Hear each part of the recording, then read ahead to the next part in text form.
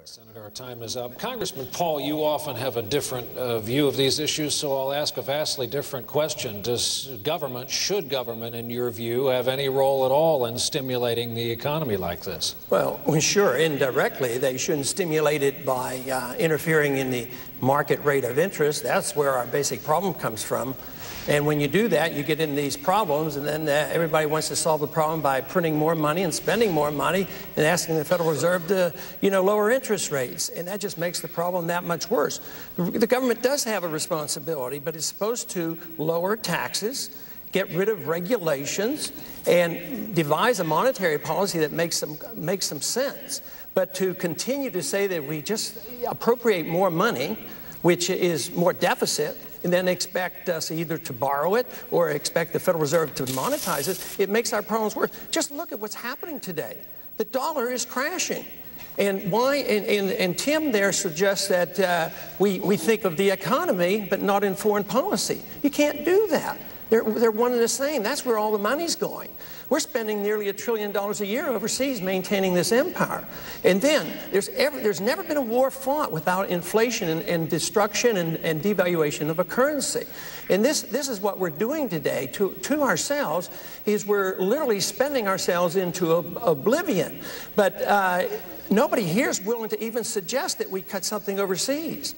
But we have to. We don't need to cut anything here at home. I'd like to see things frozen. I'd like to see massive tax cuts. But we need deregulation. I was one of 3 people that voted against Sarbanes-Oxley. I knew that would be a problem, and it is a problem to the financial markets. So this is the kind of thing we need. We need the government out of the way, but it should have sound money, low taxes, less regulations, and a sensible policy where we're not wasting our money overseas. Congressman, thank you. Mayor Giuliani, next question. Thank you. Congressman Paul, please take 30 seconds of your own. Well, I think that we can't run on that program. I think what we have to run on is an old-fashioned Republican program. I can't be identified with this. I'm known as the taxpayer's best friend. I've never voted for a tax increase, and I voted for the least amount of spending. So I'm not part of that crowd. But what we need to do is reinstate Republican principles. Then we could run on it, but we have drifted a long way from that. And that is because of all these programs. But there was never my participation in this. I was waving a flag the whole time saying, slow up, slow up. This isn't going well. And here we are. We're at the verge of bankruptcy. We're moving into a new era, believe it or not. With the dollar and our economy and the world economy, this is a new era. Congressman, time is up. As promised, our colleague Paul Tash, for the editor of the same. Congressman Paul, was the war a good idea, worth the blood and treasure that we have spent? It was a very bad idea, and it wasn't worth it. The Al-Qaeda wasn't there then. They're there now. There were no weapons of mass destruction, had nothing to do with 9/11. There was no aggression. This decision on policy was made in 1998 under the previous administration because they called for the removal of Saddam Hussein. It wasn't worth it. And it's a sad story because we started that war, and we should never be a country that starts war needlessly. Governor Huckabee, was the war a good idea? Is it worth it? Because our tax system has chased it away. Time for the rebuttal is up. Congressman Paul, a question for one of your colleagues on stage. My question is for Senator McCain. This is an economic question that I want to ask. It has to do with the President's Working Group on Financial Markets. I'd like to know what your opinion is of this and whether you would keep it in place, what their role would be, if you would get rid of this group. And if you kept the group, would you make sure we would see some sunlight and know what they're doing and how they're being involved in our markets? Well, obviously, we'd like to see more sunshine. But I, as president, as every other president, rely primarily on my Secretary of the Treasury, on my Council of Economic Advisors, on the head of that. I would rely on a circle that I have had developed over many years of people like Jack Kemp, Phil Graham, Warren Rudman, Pete Peterson, and the Concord Group. I have a process of leadership, Ron, that is sort of an inclusive one that I have developed, a circle of acquaintances and people that are supporters and friends of mine who I've worked with for many, many years. So you'd get rid of this remember group? Back in 1982 when Phil Graham and Warren Rudman and Graham Latta and all of those people got the first real tax cuts done, the first real restraints in taxes. I was there. You were there.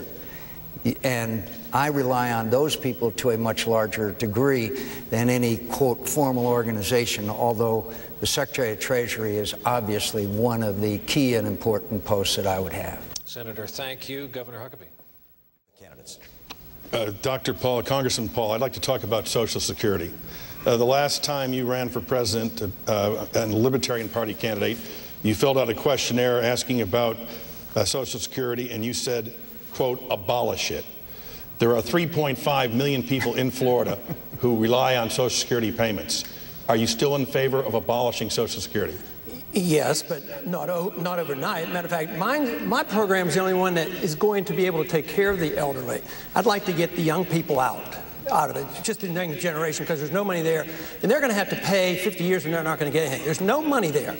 Now, I'm saying I'd take care of all the elderly, all those who are dependent, but I would save the money from this wild spending overseas. We can save hundreds of billions of dollars and still take care of the elderly.